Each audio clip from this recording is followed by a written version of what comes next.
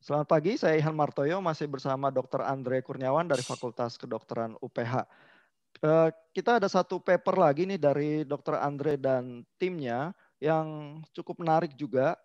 Ini judulnya adalah Dementia is a Predictor for Mortality Outcome from Coronavirus Disease 2019 Infection, begitu ya. Lalu kesimpulannya adalah memang ada hubungan dan ada pengaruh dari demensia terhadap faktor risiko dari COVID-19.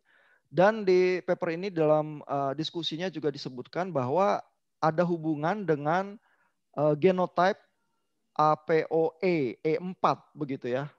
Ini bagaimana dok hasil penelitian dari paper ini dok? Ya, terima kasih Pak Ihan. Selamat pagi. Ya,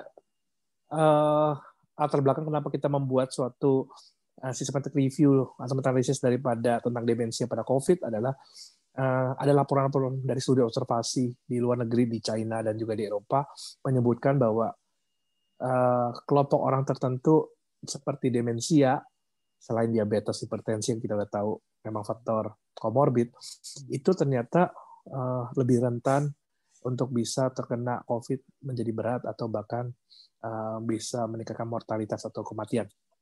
Nah, lalu kemudian kita mencari datanya, kita gabungkan, ternyata didapatkan memang hasilnya memang jelas secara statistik bermakna bahwa itu menjadi salah satu faktor risiko berat dan juga menyebabkan kematian. Lalu kemudian kita telusuri di literatur apa kaitan, kemungkinan kaitan dan yang bisa menjelaskan.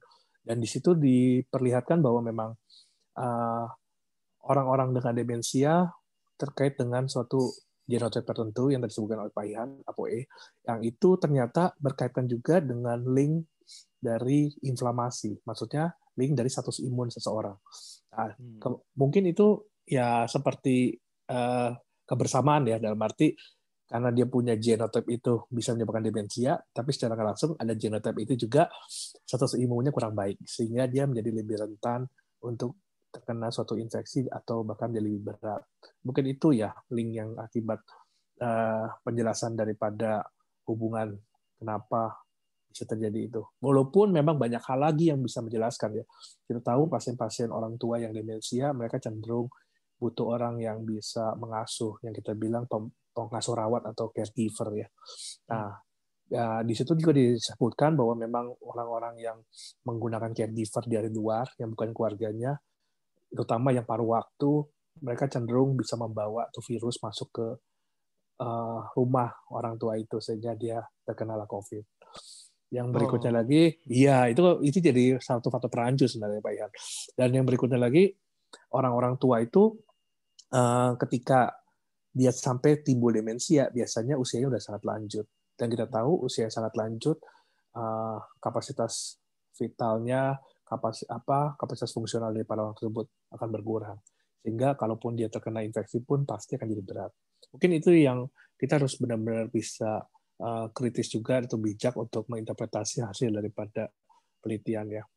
Oke. Berarti demensianya memang fenomenanya, tetapi penyebab di belakangnya bisa ada berbagai aspek begitu ya. Betul sekali.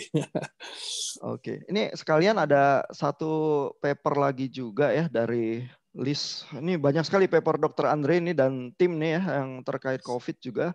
Tapi ada yang cukup banyak disitasi adalah paper ini ya, Coronavirus Disease 2019 and Cardiovascular System ya. Ini terbitnya terteranya Agustus 2020. Ini bagaimana dok hasil penelitian dari paper yang ini dok? Ya, terima kasih Pak Ihan.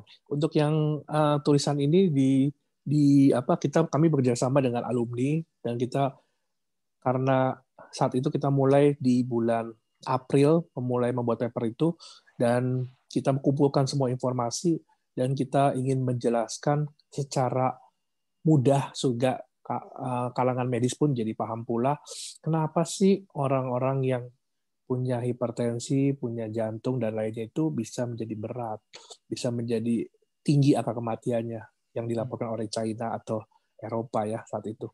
Dan itu di paper itu disebutkan memang dan sampai sekarang pun nggak dibantah lagi, walaupun kita tahu ilmu akan berubah terus ya suatu waktu, tapi sampai sekarang pun diyakini bahwa virus COVID itu ternyata bukan cuma virus pernapasan. Virus COVID itu virus kardiovaskuler. Maksudnya kardiovaskuler, dia mengenai organ jantung dan pembuluh darah. Nah, itu yang menjelaskan kenapa banyak angka kematian pada COVID daripada virus influenza lainnya. Oke, Ya. Jadi harus hati-hati bukan cuma serangan kepada paru-paru, tetapi kepada organ lain seperti jantung ya. Betul sekali. Oke, terima kasih Dr. Andre Kurniawan dari Fakultas Kedokteran UPH. Selamat pagi. Selamat pagi, terima kasih Pak Ihan.